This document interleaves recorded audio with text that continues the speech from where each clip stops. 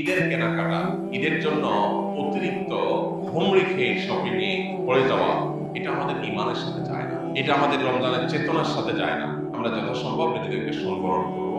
আর ঈদের শপিং যদি করতে যাই, আমার আশেপাশে থাকা বহু মধ্যবিত্ত, নিম্ন মধ্যবিত্ত, বহু গরিব, অভাবী, অসহায় মানুষ আছে যারা মানুষের কাছে হাত পাততে পারে না। তাদের বাসা বাড়িতে বহু এতিম পরিবার আছে, বহু বাচ্চা হারা বাবা আছে, বহু মা হারা বাচ্চা আছে, বাবা হারা বাচ্চা আছে। তাদেরকে আমরা এই ঈদ উপলক্ষে আমার বাচ্চাদের সাথে সাথে তাদের জন্য আমরা শপিং করার চেষ্টা করি। আমাদের বাচ্চাদের সামনে যে সমস্ত ভিডিও ফুটেজ গুলো আসে ঈদের কেনাকাটা, সেগুলো হলো উন্মাদনা। বিশাল বাজেট নিয়ে গেছি, এই সবটুকু আমার, সব টাকা দিয়ে আমি কিনবো, যা খুশি তা করবো। এগুলো মনুষ্যত্ব নয়, এগুলো কোনো কোনো ক্ষেত্রে পশুত্ব। মনুষ্যত্ব হলো যে আমি আমার ঈদের বাজেট দিয়ে এটা কিনবো আমার জন্য, এটা কিনবো আমার প্রতিবেশীর জন্য, এটা কিনবো আমার গরিব বন্ধুটার জন্য, এটা কিনবো আমি আমার আত্মীয়ের জন্য। সবাইকে আমার ঈদের আনন্দের সামিল করার চেষ্টা করব। আমাদের মুসলমানদের ঈদ হলো ত্যাগ এবং ভোগ, এই দুইটা সমন্বয়ের নাম।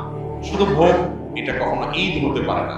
মুসলমানের ঈদে অন্তত শুধু ভোগ থাকতে পারে না। বিরাট আমাদের ঈদের আনন্দের জন্য শুধু আমাদের জন্য না হয়, আশপাশের জন্য হয়।